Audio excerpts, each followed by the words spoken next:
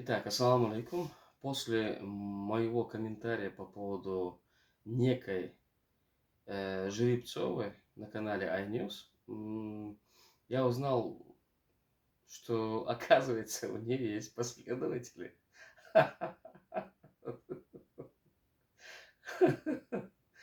А, И среди вот этих последователей есть еще чеченцы, оказывается. У меня вопрос к этим чеченцам. Эй, шулартады вообще? Вы в своем уме? Кого вы поддерживаете?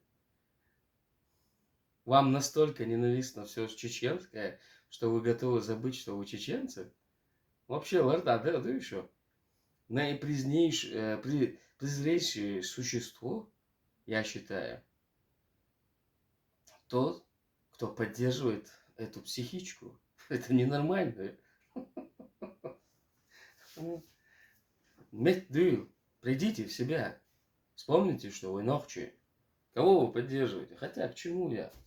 Есть в нашем обществе теперь люди, которые поддерживают Кадырова.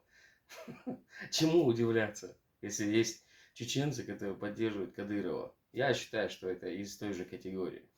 Нормальный нохчи, адекватный чеченец. Чеченец, который знает, что такое нохчалла.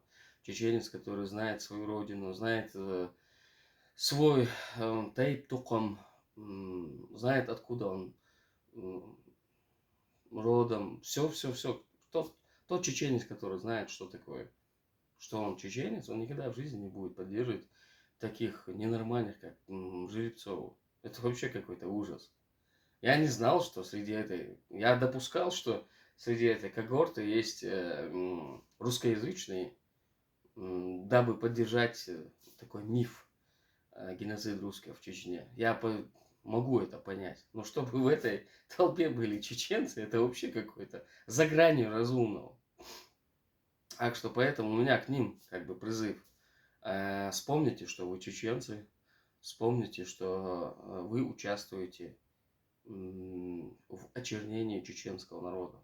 Мэтту, придите в себя. Это как бы мой призыв такой. И еще совет такой. Никогда в жизни не братайтесь с теми, кто льет грязь на чеченский народ. Никогда не братайтесь. Вам это припомнят чеченцы, всегда будут припоминать. Более того, оказывается, еще среди этой толпы есть некие люди, я не знаю уже, честно говоря, это чеченцы или русские, но есть те, кто готовы с оружием в руках воевать против таких, как я. На чеченском языке есть такое понятие, как хамбачо. То есть, как бы это перевести на русский язык?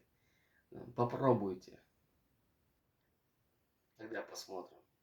Я живу в Финляндии. Любой, кто хочет со мной поговорить или встретиться, у него есть такая уникальная возможность. Я предоставил любому до этого, предоставлю и сейчас, и впредь это будет доступно. Так что давайте, прекращайте скрываться за никами, вы же хотите воевать против таких, как я, с оружием в руках в Чечню, еще мечтаете вернуться в Чечню. Давайте, покажите нам на деле, тогда посмотрим.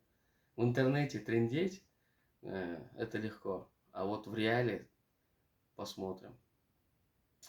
И так, завершающее хочу сказать. Никакого геноцида русских в Чечне никогда не было. Этот миф был развит перед началом первой. То есть он даже не перед первой, он возник уже во время Первой войны, Первой русско-чеченской войны, чтобы оправдать геноцид чеченцев. Но тем самым он никогда не нашел оправдания. То есть нигде нет никакого фактического материала. Есть только домыслы, есть какие-то рассказы каких-то непонятных русских, грозненцы, они не грозненцы, это уже непонятно. И это я говорю вам, да, от лица чеченца, который родился и вырос, и чуть не погиб на улицах города Грозного. Вот с нами рядом жило очень много русских.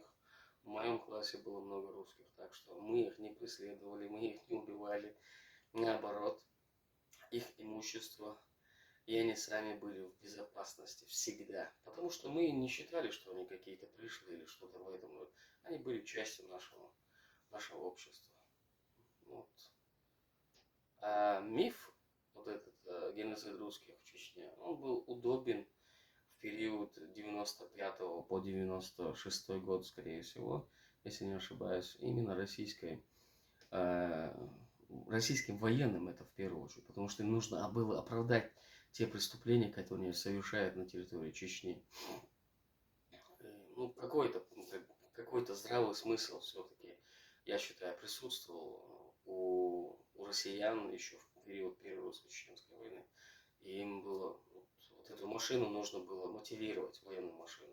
И они мотивировали вот этим геноцидом русских. Якобы нигде нету ни распятых мальчиков, ни отобранных квартир. Ничего такого в жизни не было. Нету такого абсолютно. Был такой период, когда власть потеряла контроль. Тогда страдали и чеченцы, и русские, и все слабые люди, кто не защищен, у кого нет родственников, например, в той или иной структуре. Но тем не менее, преступники находили свое наказание. И там уже не имело значения, это русский или чеченец. Абсолютно не имело значения. Так что давайте прекращать эту ерунду. Вот. У нас должен быть такое развернутое интервью по поводу вот этого мифа. Дождемся этого, а так я просто делаю вступление. Мне просто я был крайне удивлен, что в этой толпе есть чеченцы. Я вообще удивлен на самом деле. Так что вот так вот. Вот.